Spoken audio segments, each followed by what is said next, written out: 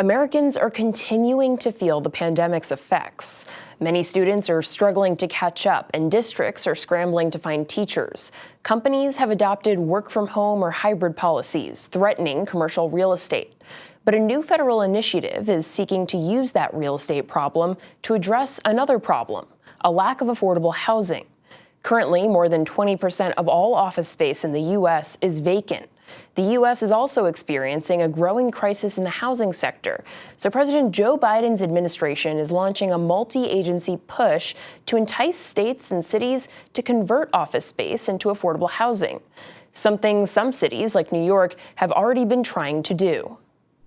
Now, New York, of course, is the best city in the world to live and to work, so it's no surprise that people keep flocking here. But we simply do not have enough homes for them. But sometimes one problem can help solve another. So we have empty offices, not enough homes. Why don't we turn outdated offices into apartments?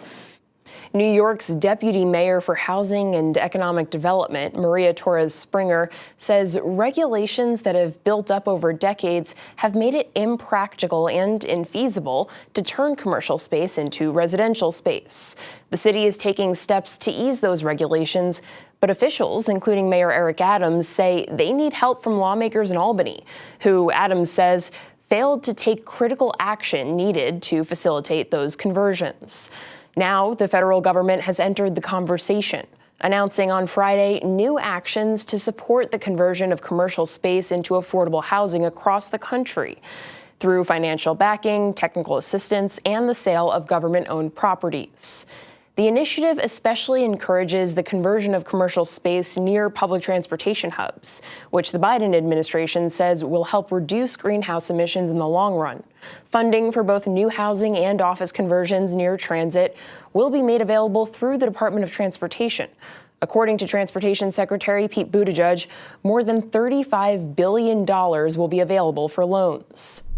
The White House added that it is releasing a guidebook with 20 government programs across 6 agencies to help support conversions by helping builders secure low-interest loans and loan guarantees, grants, and tax incentives.